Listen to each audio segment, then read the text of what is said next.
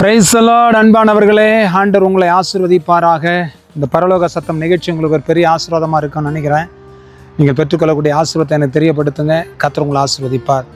நான் இப்போ எங்கே இருக்கிறேன்னு தெரியுமா? இந்த ஃப்ளவர்ஸ், அதாவது வந்துட்டு இந்த டெக்கரேஷன் பண்ணுறதுக்கு யூஸ் பண்ணுவாங்க தெரியுமா, ஃப்ளவர்ஸு, அந்த ஃப்ளவர் கார்டனில் இருக்கிறேன். இங்கே பாருங்கள், இந்த பூ வந்துட்டு இப்படி இருக்குதுங்க. இந்த பூ இப்படி இருக்குதுங்க. இந்த கார்டனில் தான் நான் இருக்கிறேன். இது வந்துட்டு இது ஒரு பண்ணை, அந்த கார்டன் பண்ணை அழகாக ஃபுல்லாக பண்ணியிருக்கிறாங்க. ஸோ கர்த்தருக்கு மகிமை உண்டாகட்டும். இந்த இடத்துல இருந்து உங்களோட கூட பேசுவதில் மிகுந்த மகிழ்ச்சி அடைகிறேன். பார்க்கறதுக்கு ரொம்ப அழகாக இருக்குது, வெள்ளை வெள்ளி அருமையாக இருக்குது. கர்த்தருக்கு மகிமை. உங்கள் நடுவில் ஒரு வசனத்தை நான் வாசித்து உங்களுக்காக ஜெபிக்க விரும்புகிறேன். ரோமர் 16ஆம் அதிகாரம் 20ஆம் வசனத்தை நான் உங்களுக்காக வாசிக்கிறேன்.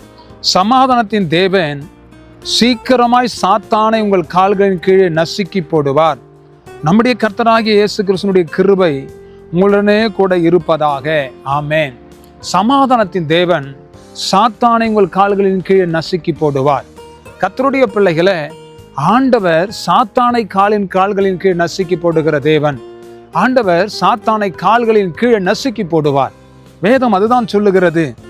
தேவனுடைய பிள்ளைகளை, நம்முடைய கர்த்தராகிய இயேசு கிறிஸ்துவினுடைய கிருபை உங்களுடனே கூட இருப்பதாக. பிசாச கால்களின் கீழே மிதிப்பதற்கு ஆண்டவராகிய இயேசு கிறிஸ்துவை தவிர வேற யாருக்குமே அந்த அதிகாரம் கிடையாது. சாத்தானை கால்களின் கீழே அவர் நசுக்கி போடுகிற தேவனாக இருக்கிறார்.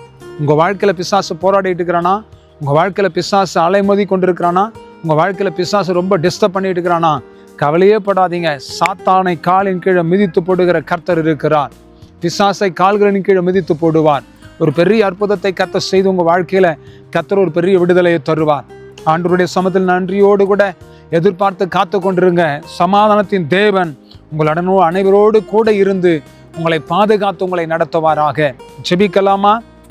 நல்ல தகப்பனே, இந்த நல்ல வேலைக்காக ஸ்தோத்திரம். சாத்தானை கால்களின் கீழ் நசுக்கி போடும் வரைக்கும் உம்முடைய சமூகத்தில் நாங்கள் ஜெபித்து கொண்டே இருப்போம்.